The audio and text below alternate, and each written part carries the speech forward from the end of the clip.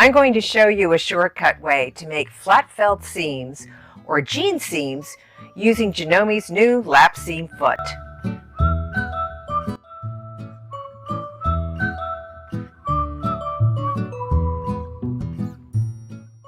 So what's new, everyone? Welcome back to my channel. I'm Susan Anderson, and thank you for joining me today, where it's only wrong when it doesn't work. So let's get started. Janome has released a new felling or lapped seam foot. This is an accessory foot that creates a jean seam. I will include the part number along with the supplies used in this video in the description below. So if you would like to pick up a lapped seam foot, you can from your local Janome dealer. If you are not familiar with what a felled or lapped seam is, it's the same seam you find in jeans. This is a felled or lapped seam where you have a double row of stitching and there are no raw edges, either on the inside or the outside of your garment or project. Typically, when creating a flat felled seam or a lap seam, you're going to cut your project using a 5/8 inch seam allowance.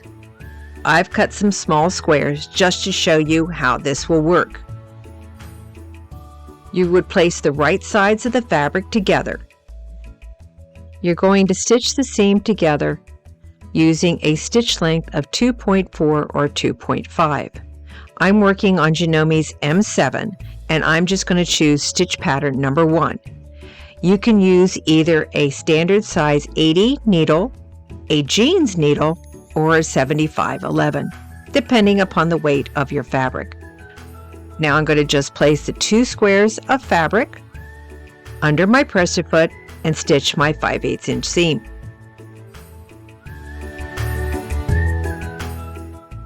Now to create the felled or lap seam, I'm going to trim the top seam layer half away, leaving the bottom layer fully exposed to the 5/8 inch mark. Then we're going to lay the fabric flat, roll that little extra layer around the piece we just trimmed away, slide it under the presser foot,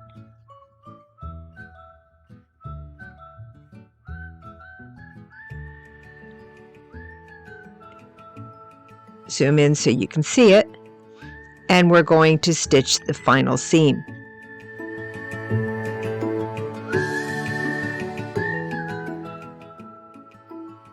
And now you'll see what's so special about this little foot. It's actually going to roll the fabric around for me and give me a perfect seam. Isn't that great? That is a standard way of making a felled or lapped seam. You can see where all the fabric is completely encased, and I have a beautiful finished seam on the outside. Now let's do the shortcut.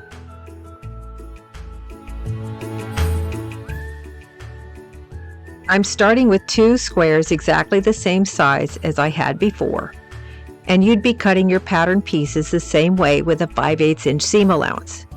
But there's going to be a difference. We're going to place wrong sides of the fabric together this time. The bottom piece of fabric will be sitting at my 5/8 inch seam line, and my top piece will be just to the inside of the right toe of the presser foot. I'm going to zoom in so you can see that because I want you to see the placement.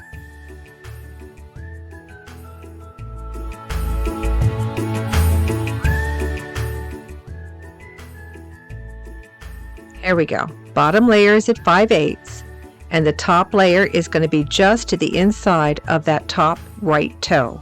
See how that works? And I know you're thinking, wait, no, you can't do that. My garment will be the wrong side. I can't stitch the seam now. I've ruined everything. My project's ruined. I'm going to have to get out the seam ripper. I'm going to have to cut new fabric. Things aren't going to work. Slow down. It will work beautifully. Wait and see.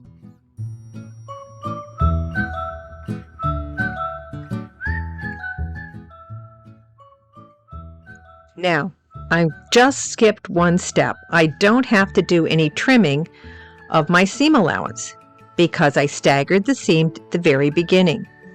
So now I'm just going to roll over that top layer to get it started. And I am working with 100% cotton jeans or denim fabric. You will want to stabilize this fabric. I use a product called Premium Quilt and Crafting Spray, but you can use Starch, you can use Best Press, or any similar product. I also find that a stylus is helpful sometimes. Getting that in there sometimes just to start is a little tricky. And we're just going to let that roll the fabric special for me. I just love that. It's just so sweet. It's so cute. And there you have your finished seam with double layer stitching. I don't have to do any top stitching. Now here's the special part. Here's my original piece, the one I did on the standard way of doing it. And then there is my second piece. And look at this. They're exactly the same size. I didn't have to rip anything out. I didn't have to trim anything away, and I've got my beautiful double row of stitching on a flat felled or lapped seam. Here's a tip if you plan on using this technique in a project such as a bag that uses foam.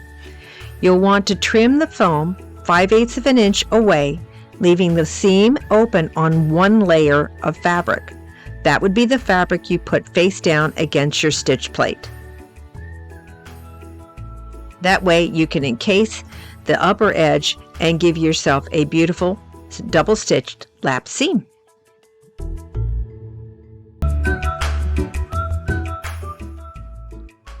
Another tip, if you want to make your lap seams look just like the jeans for upcycling or repurposing, or if maybe you're doing a jeans repair, try using the same color thread. Here are Aurafill and Mettler colors that match a lot of the different jeans stitching. I'll leave the color numbers in the description list below so that you'll be able to have a very professional look to your final results. That's it for me today in this short little video. Hope you enjoyed it and are ready to make some beautiful felled seams with Janome's new lap seam foot. Remember the part numbers in the description below, so stop by your local Janome dealer and pick one up. Thank you for watching. If you have any suggestions or what you would like to see on my channel, drop me a note and I'll try and get it done for you.